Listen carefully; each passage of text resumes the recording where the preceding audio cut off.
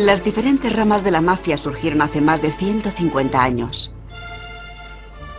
En el sur de Italia todavía gobernaban los españoles. Era un sistema estático y feudal, en el que solo los más despiadados, reservados y violentos, trepaban en la escala social. Ningún libro nos explica por qué siguen existiendo estas mafias de la Italia meridional. ¿Por qué hasta miembros del gobierno dicen que hay que llegar a acuerdos con la mafia?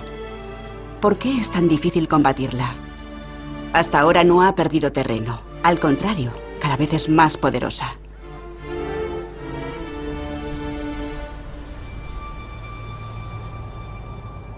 Italia es uno de los países más grandes e importantes de Europa. Más de un tercio del país permanece todavía bajo el dominio, el control y el terror de las tres principales organizaciones criminales, en pleno siglo XXI.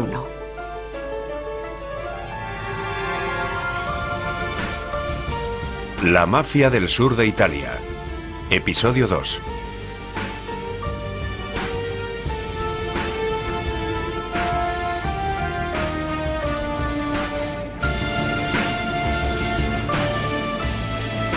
El aeropuerto de Palermo lleva el nombre de dos jueces antimafia, que a su vez fueron víctimas de la mafia.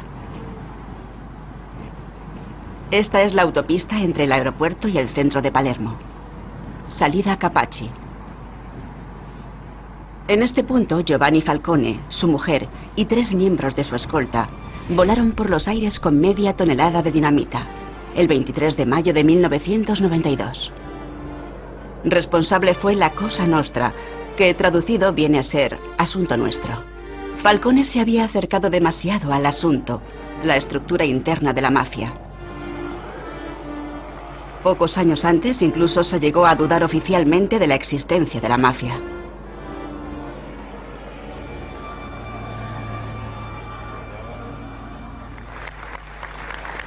Funerales por las víctimas de Capaci, en el Palacio de Justicia de Palermo.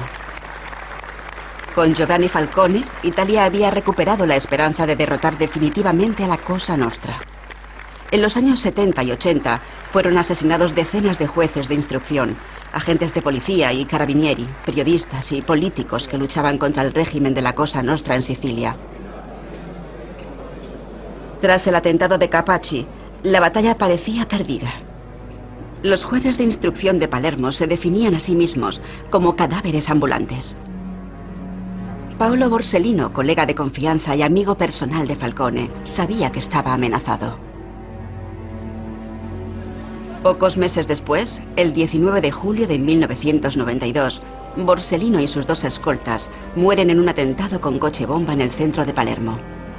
9 años atrás, otro juez de instrucción, Rocco Chinnici, había sido asesinado junto con sus guardaespaldas mediante un coche bomba, también en Palermo. Este había enseñado a sus jóvenes colaboradores Borsellino y Falcone nuevos métodos para combatir a la mafia. La víctima y su forma de asesinato siempre deben interpretarse como mensaje. Y el contenido de este mensaje era: la mafia no puede ni debe ser desenmascarada o derrotada. El que lo intente acabará literalmente borrado del mapa. No quedará ni rastro de él. Y si es posible, ni siquiera el recuerdo. Rocco Chinnici conocía Sicilia, su historia y su gente. Fue el primero que investigó los flujos de dinero secretos de la mafia. Sin él y los demás fiscales que formó en los tribunales de Palermo, seguiríamos sin conocer nada acerca de la mafia. Su hija Caterina también es jueza de instrucción. Mi padre comprendió que la mafia seguía una estrategia muy concreta, que a lo largo del tiempo se había infiltrado en los sectores empresariales más dispares, en la administración pública y en las instituciones estatales. También comprendió que la mafia no solo era una forma de crimen organizado, sino, desgraciadamente, también era una cultura. Incorporó a Falcone y a Paolo Borsellino a su equipo de investigación. Estos 2 colaboradores no solo son un ejemplo a seguir para nosotros los magistrados. Yo los considero prácticamente de la familia.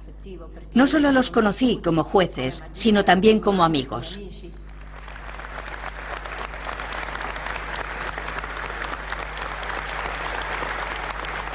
¿Cómo se puede vivir con tan dolorosas pérdidas? Es como un dolor recurrente. A pesar de que hayan pasado tantos años, no se supera por completo. Tal vez se vuelva más íntimo, más oculto, pero siempre es un dolor muy intenso. Muchos jueces e investigadores antimafia llevan escolta personal desde hace más de 20 o 25 años. Y sus familias también, día y noche. Cuando eran estudiantes de Derecho no sabían lo que les esperaba. En aquella época no fue fácil comprender lo que sucedía en Palermo. Me refiero al periodo entre 1975 y 1982-83. Sí. Había atentados mortales. Eran cosas que pasaban de verdad, pero nadie lo comprendía, porque la mafia era secreta. Nos vigilaba. Sentíamos su aliento en la nuca, pero no la veíamos. Giovanni Falcone logró que un capo de la mafia accediera a hablar. Pero ni las declaraciones del testigo principal fueron suficientes para llevar a juicio a la organización secreta. No había legislación suficiente. Una legislación que enfocara adecuadamente el fenómeno mafioso. Y aquello era una gran carencia. Además, la mafia tenía sus tentáculos en una buena parte de la política. Y no solo en la política, sino también en la magistratura y en la fiscalía. Y en todos los principales sectores profesionales, no solo a nivel local, sino también nacional. Aquel era el pantano al que Falcone hacía alusión, que lo hacía, por tanto, más complicado y peligroso. El diputado Pío Latorre es asesinado en 1982. Había introducido un proyecto de ley que castigaba cualquier relación con la mafia y que permitía la expropiación de los bienes de capos de la mafia condenados. La ley entró en vigor cuando el jefe de la policía, Alberto Dalla Chiesa, y su mujer fueron asesinados.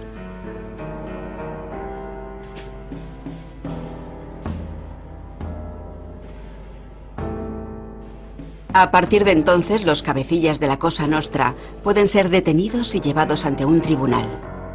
Su organización y su potente ejército secreto están bajo el punto de mira de los investigadores.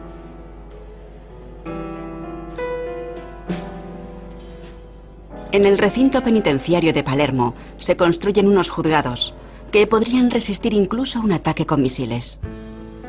Aquí y ante todo el mundo, el 10 de febrero de 1986 comienza el macroproceso contra la Cosa Nostra bajo impresionantes medidas de seguridad. Más de 400 capos y sicarios de la Cosa Nostra están acusados por Falcone y Borsellino.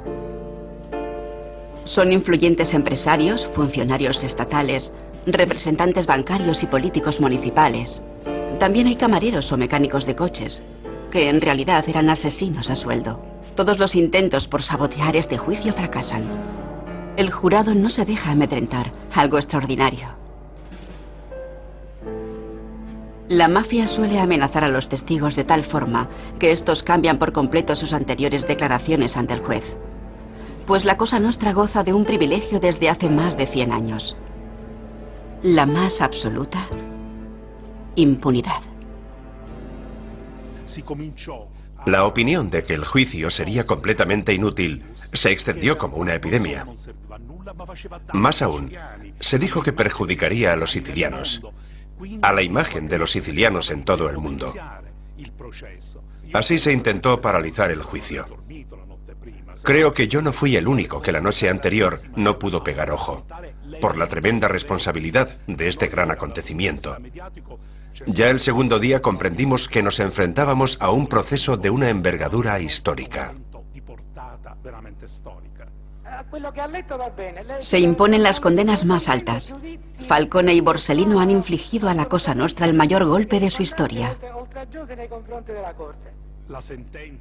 La sentencia de diciembre de 1987 revela un hecho clamoroso: que la mafia existe, que es una organización piramidal y que está gestionada por una cúpula que tiene contactos con la política. En 1990 sucede algo más.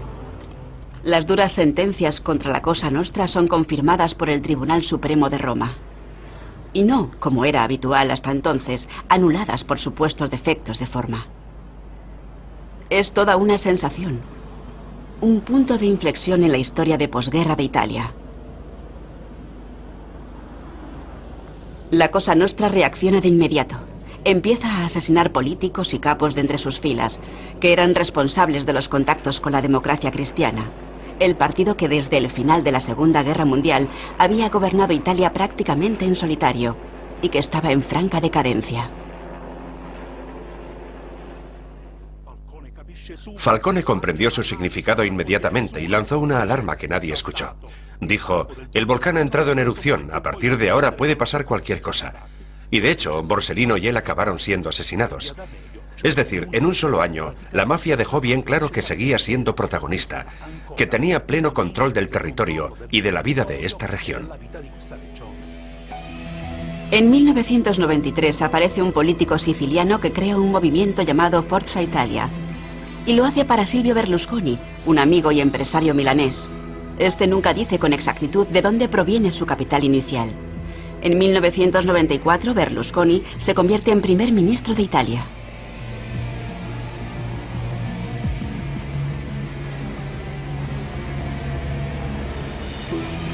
Esta es la sede de las autoridades antimafia en Roma. La historia de la mafia en Italia no solo ha sido una historia de lucha contra esta organización, sino también de convivencia con la mafia, de negociaciones con la mafia, de diálogo tácito con la mafia. Ambas historias se han desarrollado paralelamente. Es como si en Italia hubiese existido un doble estado, uno que por un lado combate la mafia y otro que dialoga y convive con ella. Mayo de 2009. Homenajes a Falcone y Borsellino en la sala de juicios del macroproceso de Palermo. Grupos escolares que se implican en el movimiento antimafia, familiares de víctimas de la mafia. También están presentes los principales representantes del Estado. Palabras de alabanza, pero por otro lado, mutismo absoluto. Tras las matanzas de Capaci y Via D'Amelio, donde murieron Falcone y Borsellino, se abrió una verdadera negociación. Este diálogo nunca ha sido interrumpido. Es como si estas masacres, estos crueles atentados, todos estos asesinatos, no fueran tanto una lucha subversiva contra el Estado, sino más bien una advertencia para que el Estado mantuviera los acuerdos establecidos. ¿Un Estado paralelo que establece acuerdos con la mafia? ¿Qué significa esta terrible insinuación?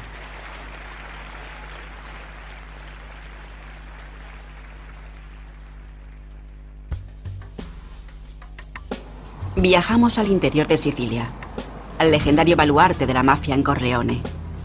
Aquí es donde surgió la mafia, entre administradores de bienes dotados de plenos poderes por los señores latifundistas.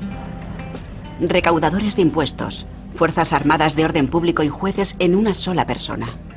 De Corleone provienen los capos de la mafia más conocidos de la posguerra: Luciano Liggio, Totò Riina, Bernardo Provenzano o Vito Ciancimino, que llegó a ser alcalde de Palermo. Tras la Segunda Guerra Mundial, Michele Navarra, médico de hospital, fue el jefe de la mafia absoluto. Asesinaba personalmente hasta niños, si habían visto demasiado. Navarra no estaba dispuesto a ceder el paso a las nuevas generaciones, que querían atacar a la aristocracia mafiosa de Palermo desde la rural Corleone. Estas relegaron a Navarra y lanzaron un ataque indiscriminado, cruel y despiadado. A comienzos de los 80 se desató en Palermo la guerra entre mafiosos más sangrienta de todos los tiempos. Pero los mafiosos de Corleone fueron derrotados por el Estado y los correspondientes capos mafiosos de Palermo.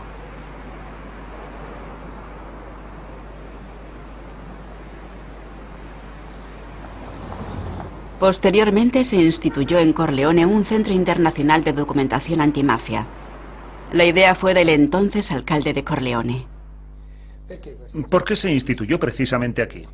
No solo para que quede constancia de que en Corleone existió la mafia más poderosa y cruel del mundo occidental, sino para que se recuerde que en Corleone se libró una enconada batalla documentada que abarca desde la lucha obrera sindical hasta la resistencia contra la mafia tras las matanzas. Y este es un testimonio palpable. Los archivos del macroproceso documentan una derrota de la mafia, no su final. Siempre ha resurgido. En esto tiene una larga tradición. A finales del siglo XIX, los braceros pobres y campesinos de Sicilia se organizaron bajo el mando del joven Partido Socialista. El núcleo del movimiento estuvo en Corleone. El lema era: la tierra es para el que la trabaja. El Estado reprimió brutalmente este movimiento.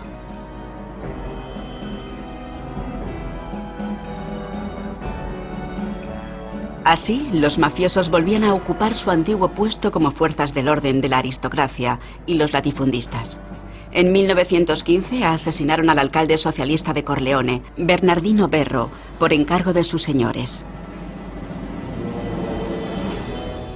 La estatua dedicada a este alcalde y rival de la mafia en el parque de Corleone es objeto de constantes agresiones, desde pintadas hasta frecuentes robos. Hemos tenido que reconstruirla varias veces porque con frecuencia ha sido víctima de vandalismo. La figura y la obra de Bernardino Berro todavía resultan incómodas a la mafia de Corleone, una de las mafias más antiguas, que se remonta a épocas feudales.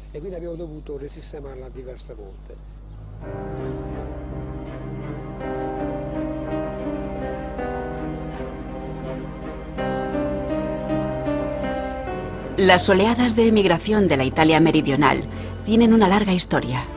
Cientos de miles emigraron a Estados Unidos. Entre ellos también viajaron los mafiosos, con su sentido para la organización secreta y su sangriento concepto del honor. Se infiltraron en las asociaciones de autoayuda para emigrantes italianos y pronto fueron más fuertes que las bandas criminales de los judíos e irlandeses.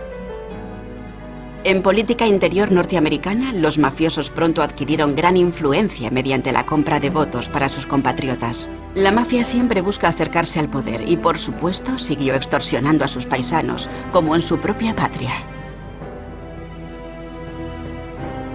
La opinión pública norteamericana rechazó abiertamente a estos delincuentes emigrados, mientras que en Palermo se vivía una situación de calma engañosa.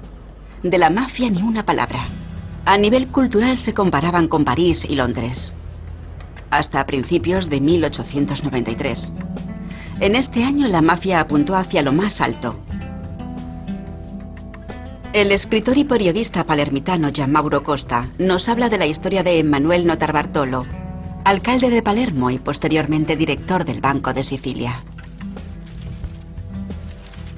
El 1 de febrero de 1893 fue asesinado brutalmente en un tren por dos sicarios. Notarbartolo había destapado un desfalco del Banco de Sicilia a manos de mafiosos y miembros directivos. Él a su vez quería facilitar créditos a obreros y campesinos para la adquisición de tierras, dos razones de peso para quitárselo de en medio. Tras el asesinato de Notarbartolo, por primera vez la palabra mafia dio la vuelta a Italia. Gianmauro Costa ha encontrado una correspondencia en la herencia de su familia. Una joven pariente que se trasladó a Milán en 1901 sigue el juicio contra el conspirador del asesinato de Notarbartolo. Su tía de Palermo está convencida de que la sospecha de que las clases dirigentes de Sicilia estuvieran implicadas en esta oscura mafia y en el asesinato de Notarbartolo es una mezquina propaganda de los italianos del norte. Ella escribe: ¿es que en el sur todos somos delincuentes retrasados e incultos, solo porque defendemos la decencia y la nobleza de nuestros hombres? ¿Qué se han creído esos desalmados del norte? Y su sobrina le contesta: Dios mío, se trata solo de hacer justicia. El tono de las cartas va subiendo. El conflicto entre norte y sur divide a las familias. El comitente del asesinato, un político siciliano con conexiones a la mafia, es absuelto en 1904. Toda Sicilia lo celebra. 12 de marzo de 1909. La Piazza Marina de Palermo. Un hombre es tiroteado. Es el teniente de policía norteamericano Joe Petrosino, nacido en el sur de Italia y que ha hecho la vida muy difícil a la Cosa Nostra en Nueva York. Gianmauro Costa cree que también quería desenmascararla en Sicilia, su patria. Pero Petrosino ha infravalorado el poder de la mafia. Esta sabe dónde se aloja de incógnito en Palermo y lo atrae a una trampa mortal. Tras el asesinato de Emanuele Notarbartolo, la violenta muerte de Petrosino zanja cualquier nueva discusión sobre la mafia. Ahora ya se sabe, está ahí y tiene poder. Pero es mejor callar.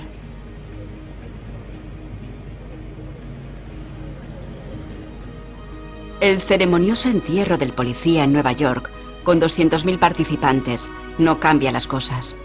Petrosino está muerto, la mafia sigue viva y cada vez más poderosa. Habrá que llegar a un acuerdo con ella. Esta postura se mantiene hoy en día.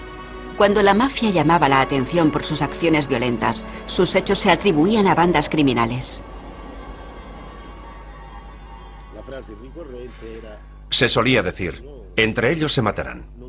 Nadie veía una amenaza para la sociedad, porque eran disputas criminales que se dirimían dentro del entorno de la mafia. O sea que no había motivo para la preocupación.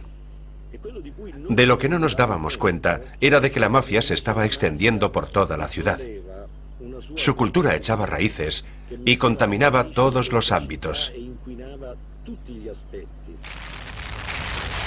Con el estallido de la Primera Guerra Mundial, cada país tiene el mismo lema: cierren filas. Pero al final de la guerra se vuelven las tornas. En Rusia, los bolcheviques toman el poder. En Europa Occidental surgen partidos comunistas y una nueva esperanza para las esquilmadas masas del sur de Italia. En toda Sicilia se producen huelgas, levantamientos y ocupaciones de tierras.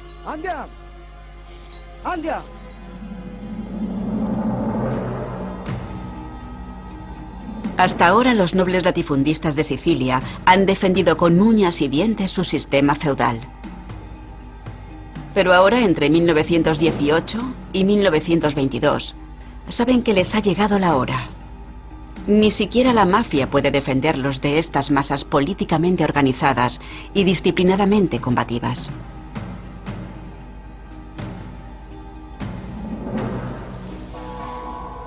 Pero de pronto, Benito Mussolini y su dictadura fascista ponen fin a cualquier movimiento social.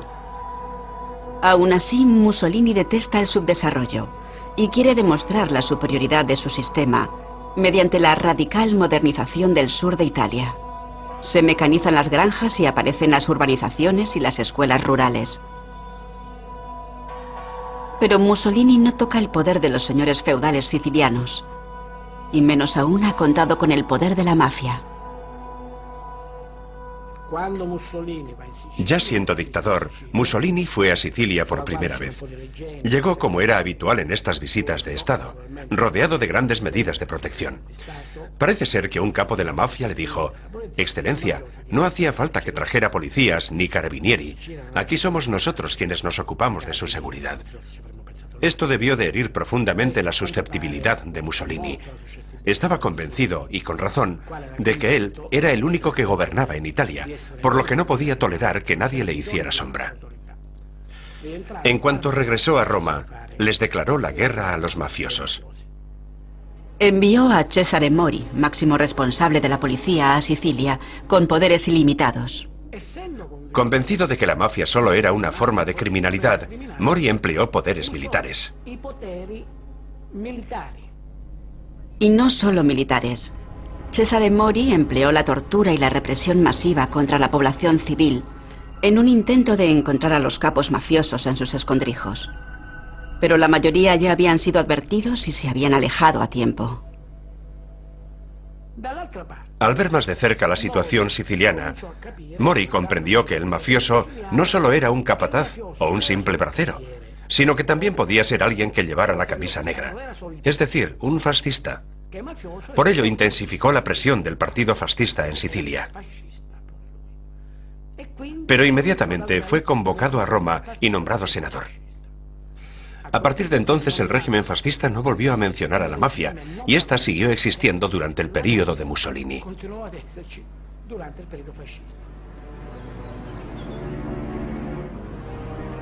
En verano de 1943, Mussolini es derrocado.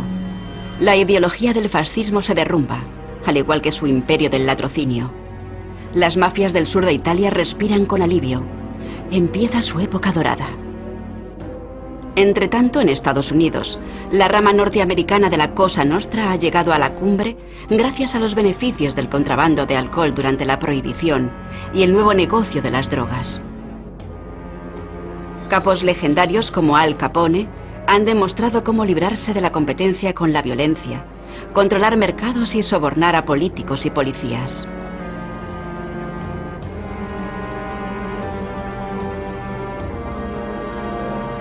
Hay uno que milagrosamente sobrevive a las matanzas internas de las mafias, de ahí su nombre, Lucky Luciano.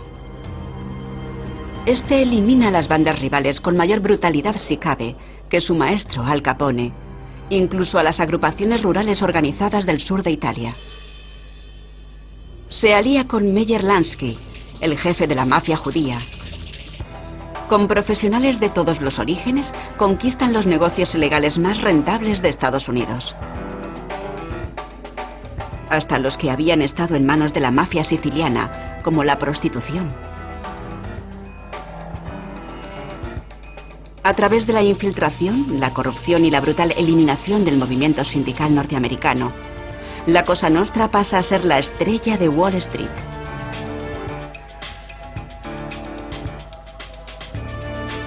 Para las masas de desempleados generadas por la crisis económica mundial, la mafia es uno de los pocos que ofrecen trabajo remunerado. Entonces, la mafia reclutaba a sectores del Estado para parar los actos de sabotaje en el puerto de Nueva York. Finalmente, los servicios secretos de la flota estadounidense se ponen en contacto con Lucky Luciano, que ha sido condenado legalmente a décadas de prisión. Los aliados están preparando la invasión de Sicilia. Luciano es requerido para preparar los contactos con la cúpula de la mafia. Los militares no se andan con miramientos. ¿Acaso los mafiosos no fueron perseguidos por Mussolini? Es decir, ¿en el fondo no son antifascistas y fanáticos anticomunistas? Tras la invasión del sur de Italia, los aliados necesitan orden y tranquilidad para proseguir con su campaña hacia el norte. Nada de levantamientos sociales. Apuestan por capos de la mafia como Don Calò Vicini.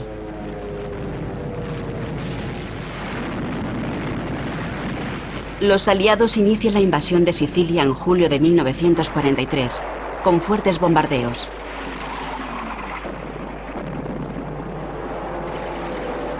Hacia el final de la Segunda Guerra Mundial se lleva a cabo una de las operaciones más secretas hasta entonces. Inmediatamente después del aterrizaje, los mandos norteamericanos convocan a los emisarios de la mafia a bordo de sus buques de guerra. Es el gran momento de la mafia. En tierra no hay ningún problema, al contrario. Entre los soldados estadounidenses hay muchos descendientes de emigrantes sicilianos. La confraternización entre sicilianos y norteamericanos se produce rápidamente y durará hasta nuestros días.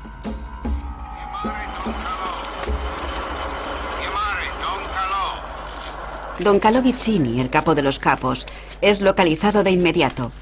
Este hombre de apariencia tosca tiene sus manos metidas en todos los negocios lucrativos de la isla. Algunos de sus parientes son sacerdotes. Tiene contacto directo con el cardenal y también con el Vaticano. Para el pueblo llano, Don Calò es casi un santo. Cuando los norteamericanos lo trasladan a su cuartel general, se convierte prácticamente en un semidios. No debemos olvidar que en el desembarco de Sicilia participaron numerosas personalidades mafiosas, que incluso recibieron cargos políticos. Fueron nombrados alcaldes de diferentes pueblos y así, de algún modo, quedaron legitimados. Don Carlo Vicini, el mando militar superior se complace en nombrarle alcalde de Villalba.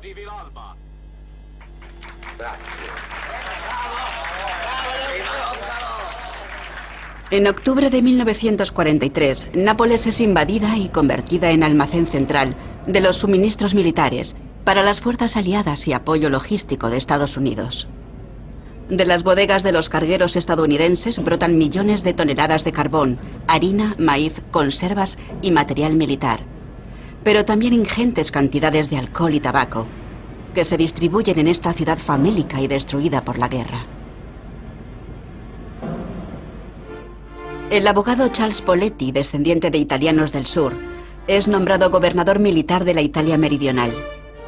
Como otros altos cargos militares, se beneficia del mercado negro de tabaco norteamericano.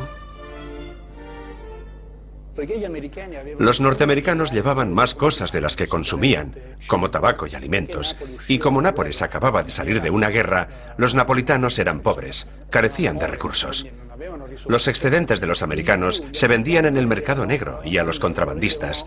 Por ello, el material de contrabando provenía de los norteamericanos. Los mafiosos hacen carrera. Vito Genovese, buscado en Estados Unidos por asesinato, trafica a gran escala con tabaco norteamericano y tiene una relación inmejorable con Charles Poletti. Ese precio es imposible. Pero con estos tiempos que corren, ¿qué quiere que le diga? Otro peso pesado de la mafia norteamericana se establece en Nápoles como empresario de gran reputación, Lucky Luciano. Será él quien modernice las mafias italianas según el modelo estadounidense. Hay diferentes motivos por los que Nápoles se convirtió en la capital del mercado negro. Uno de ellos es que aquí se toleraba el contrabando. El tabaco ilegal incluso se vendía delante de la comisaría de policía. El contrabando era algo que no parecía perjudicar a nadie. Es más, cuando se intentó atajar el problema y se decomisaron las lanchas motoras en las que se organizaba el contrabando, hubo protestas y huelgas en las plazas de Nápoles. En Nápoles la mafia florece económicamente, pero Sicilia quiere entrar en política. Inmediatamente después de la guerra, los partidos comunista y socialista consiguen movilizar cada vez más gente para exigir la demorada reforma agraria. Exigen la abolición de la monarquía y una reforma de Estado republicana.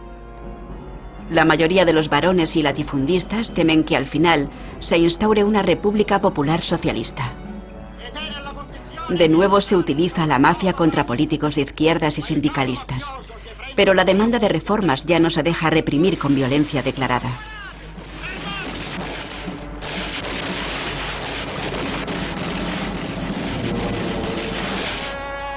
Cuando los partidos de izquierdas ganan las primeras elecciones regionales libres de Sicilia, la situación se tensa. El 1 de mayo de 1947 se prepara una fiesta popular para celebrar el triunfo electoral en Portela de la Ginestra, en la región de Palermo. Los señores feudales tiemblan ante la idea de entregar la isla al Estado Nacional de Italia. Exigen al gobierno norteamericano que declare Sicilia Estado número 49 de Estados Unidos. Pero antes hay que detener el avance de la izquierda, con todos los medios. Un caso para la mafia.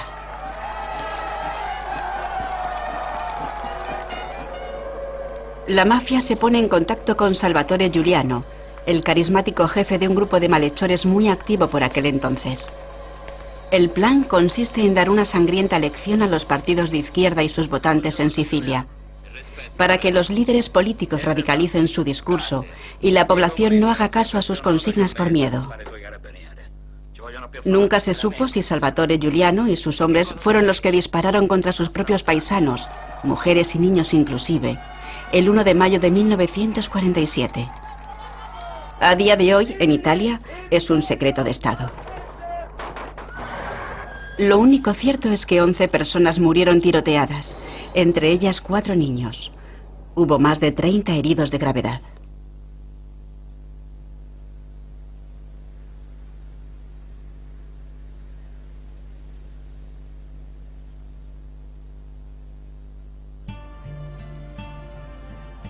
El propio Salvatore Giuliano y su hombre de confianza fueron asesinados después de la masacre. Todas las huellas que pudieran conducir a la mafia, a los conspiradores o a los testigos fueron eliminadas. Aún hoy, los supervivientes del atentado se preguntan en vano por qué la República Italiana sigue negándose a investigar el trasfondo de este crimen.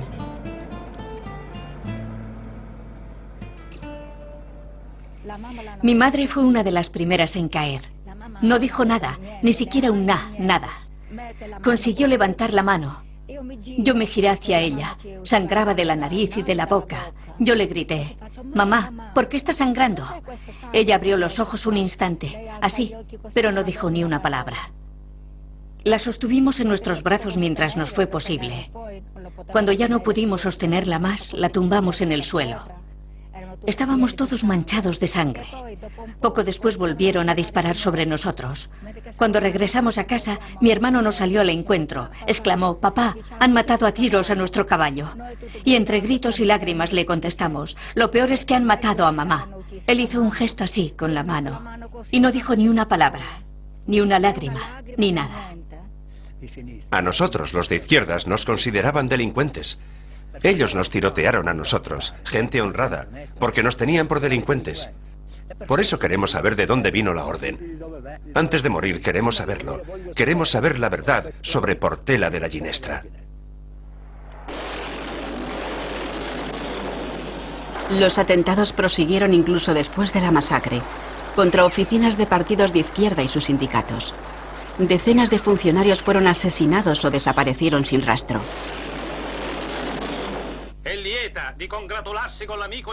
Capos de la mafia, como Genco Russo, hicieron carrera política.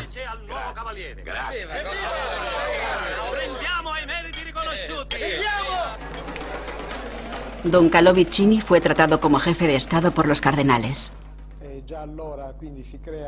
Por aquel entonces se creó una nueva macroestructura de la mafia, que en un principio apoyó el separatismo siciliano en la posguerra inmediata. Y tras el acuerdo de 1948 con la democracia cristiana, renegaron del intento de separatismo. Entraron a formar parte del Estado con pleno derecho y establecieron vínculos con los partidos principales de la nueva república. Ciudadanos, votad por el número 8 de la lista de democristianos. Votad a Genco Russo. Votad a Genco Russo. Número 8 de la lista de la democracia cristiana. El cavaliere Giuseppe Genco Russo. 20 años después, en 1968, el panorama vuelve a ser turbulento. El sistema de poder de la democracia cristiana entra en crisis. Se llega a sopesar un golpe militar. La razón es que miles de trabajadores jóvenes del sur van al norte a trabajar, donde son explotados por las grandes industrias. Sus importantes revueltas cuentan con el apoyo de los estudiantes de izquierdas. En el sur, la protesta se dirige contra la explotación y el empobrecimiento de Calabria. La 'Ndrangheta logra utilizar las revueltas en su territorio en beneficio propio. Pero entre 1988 y 1990, el entramado de poder entre el Partido Cristiano-Demócrata, la mafia y la Iglesia Católica amenaza con resquebrajarse en la Italia de la OTAN. Estos tres grupos, enmarcados en una logia masónica y apoyados por los servicios secretos norteamericanos, preparan la transición de la democracia a un sistema autoritario, con un presidente todopoderoso a la cabeza. El objetivo es la desactivación del Partido Comunista y de todas las agrupaciones de izquierda, la supresión de los sindicatos y el control de la prensa, la radio y la televisión.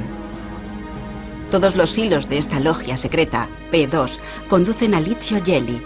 Tiene contactos con el presidente de Estados Unidos y los capos de la mafia. En el cénit de su poder en la sombra, Gelli dirige los servicios de inteligencia italianos, una buena parte de los carabinieri y de las Fuerzas Armadas. Ya por aquel entonces, entre los miembros de la logia masónica, aparece el nombre de un tal Silvio Berlusconi, empresario milanés. Era una logia masónica pura y dura, pero con objetivos discutibles, en la que participaba un gran número de representantes de las instituciones, sobre todo de los servicios secretos, pero también del mundo judicial y de las fuerzas de orden público. Y también había personalidades de muy dudosa reputación cercanas a grupos mafiosos. Todos tienen algo en común: su miedo al comunismo. Hay que comprender la posición estratégica de Italia a lo largo de la Guerra Fría. El país estaba en la línea divisoria entre los bloques este y oeste, y tenía el Partido Comunista más fuerte de Europa Occidental. Para Occidente representaba un peligro, puesto que una deriva socialista en Italia habría supuesto un gran quebradero de cabeza para la OTAN y habría socavado el equilibrio geopolítico. Por aquel entonces, las mafias desempeñaron un papel decisivo. Eran necesarias para mantener el equilibrio de poderes en el mundo. Tenían una función claramente anticomunista, sobre todo en el sur de Italia. Y ahora son utilizadas para llevar a cabo una pavorosa estrategia. A finales de 1969 comienza una campaña de tensión, de atentados con bomba en estaciones, trenes y lugares muy concurridos, escenificada por los servicios de inteligencia italianos y estadounidenses, con el apoyo de agrupaciones neofascistas y, no faltaría más, la mafia. Este terrorismo, que oficialmente es atribuido a la izquierda italiana, está pensado para que la población reclame la presencia de un hombre fuerte en la cumbre del poder. La Iglesia guarda silencio, así como lo ha hecho a lo largo de 150 años, llegando incluso a poner en duda la existencia de la mafia o describiéndola como un invento de los comunistas. Solo el cardenal de Palermo, Salvatore Pappalardo, eleva su voz contra la connivencia de la Iglesia con la democracia cristiana y la mafia.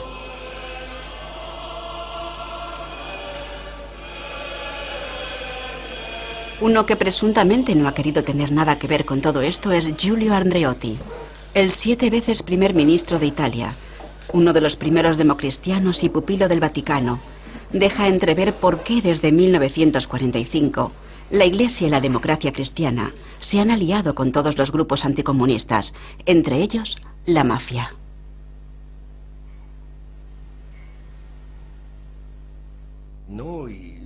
Nosotros en las organizaciones católicas ya conocíamos las persecuciones religiosas de los países en los que los soviéticos habían tomado el poder. Por eso llevamos a cabo una especie de guerra preventiva, porque en Italia no debía repetirse lo que había sucedido en otros países. Así se explica también la participación directa de la Iglesia en las elecciones de 1948, a través de los comités cívicos. Estos no se involucraron directamente en la política, pero se lo voy a explicar con una comparación. Igual que los campesinos se defendieron con uñas y dientes frente a la nacionalización de sus tierras, los cuidadores de almas defendieron su propia libertad y subsistencia. El cardenal Pappalardo lo dejó bien claro en 1988. La connivencia de la Iglesia y los democristianos con la mafia va en contra de las normas estatales y en especial las del cristianismo. La Iglesia debe excomulgar a los mafiosos. La población lo ve de otra manera. En un barrio periférico de Nápoles, las mujeres protestan por la detención de sus maridos, miembros de la camorra. «Fuori, largo de aquí», gritan a los funcionarios y a los representantes del Estado de Derecho. El Estado es la imagen de su enemigo. Ya sea en Nápoles, Calabria o en la vecina Sicilia, solo dos grandes organizaciones tienen una masa de base en el sur de Italia: la mafia y la Iglesia Católica. Y allí es donde cada vez hay más generaciones que solo ven su futuro en los lucrativos negocios familiares de la droga, con todo lo que eso conlleva: clandestinidad, prisión o una muerte violenta incluso antes de la mayoría de edad. Igual que en Duisburg, donde en agosto de 2007 varios jóvenes italianos cayeron víctimas de un atentado de la 'Ndrangheta.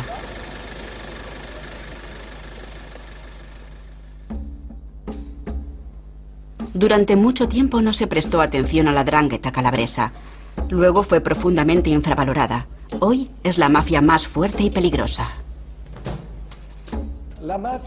En aquella época, la mafia calabresa no disponía de los recursos económicos para entrar en el mercado de la droga. Era una mafia de una región relativamente pobre y atrasada. Tuvo que hacerse con un patrimonio inicial para entrar en el mercado de la droga, y lo hizo a través del negocio de los secuestros personales. Después de 10 años de secuestros, se calcula que fueron cientos, logró acumular el capital necesario para entrar en el gran mercado internacional de las sustancias estupefacientes. Pese al descomunal despliegue del ejército y la policía, prácticamente ninguno de los secuestrados es rescatado en el agreste interior de la Calabria. La 'Ndrangheta invierte el dinero de los rescates en empresas de construcción para sacar tajada del multimillonario proyecto de la autopista entre Salerno y Reggio Calabria. La 'Ndrangheta está tan profundamente enraizada en el catolicismo que sus clanes organizan su asamblea anual en un lugar de peregrinación mariana, en el Aspromonte. La expansión global de la 'Ndrangheta no solo se debe a la fuerte presión migratoria, también es una decisión consciente de sus clanes. La 'Ndrangheta no se ha quedado aquí en África, en Santa Luca o en Platí. Algunas ramas del clan han abierto sucursales en regiones del norte de Italia o en el extranjero. La 'Ndrangheta es la única organización mafiosa de Italia que tiene 2 o incluso 3 sedes. El corazón o el cerebro de la organización está aquí, en África, pero la otra sección de África está en Milán o en el extranjero, donde mueven enormes cantidades de drogas. Hay que considerar África desde un punto de vista nacional e internacional. Solo así comprenderemos de lo que es capaz la 'Ndrangheta. ¿Seguirá siendo siempre así? En Italia empieza a crecer la resistencia contra este sistema, pero aún no se ha logrado gran cosa. Aquí pone que la mafia está enfangando Sicilia. ¿Eso dicen? Es lo que pone en los carteles. No he leído lo que pone en los carteles. Ya le he dicho yo lo que pone. ¿Es cierto o no? No. Sin esta fuerte presencia de la mafia, ¿su vida sería mejor o peor? Creo que sería peor. Son gente amable, distinguida y piadosa. Con un paro que roza el 70%, los habitantes solo pueden asegurar su subsistencia con los ingresos del narcotráfico y otros negocios ilegales. Grupos conspiradores desvían el dinero público. Las consecuencias son evidentes. Vertederos ilegales de residuos tóxicos, tanto en tierra como en el mar. Especulación inmobiliaria, contaminación marina. Reservas naturales que ya fueron alabadas en la antigüedad quedan irremediablemente destruidas por el avance del hormigón. Cualquier intento de construirse una vida independiente, sin someterse al poder mafioso, queda truncado mediante el asesinato o el fuego. Cualquier intento de desarrollo social se desmorona o queda paralizado.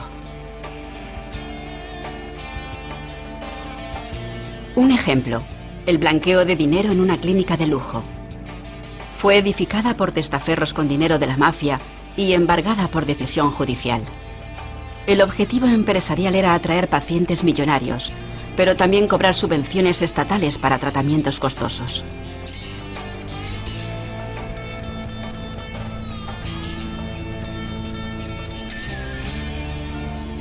Además de la corrupción y el nepotismo, otro problema del sistema de salud pública es la incompetencia de su administración. Faltan médicos cualificados y personal sanitario.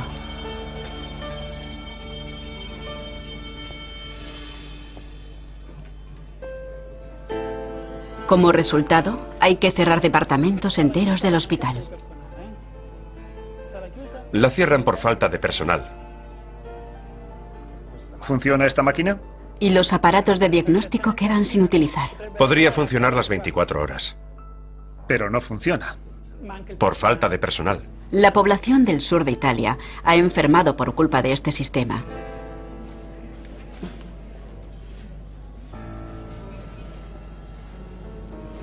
Las autoridades antimafia no se hacen ilusiones.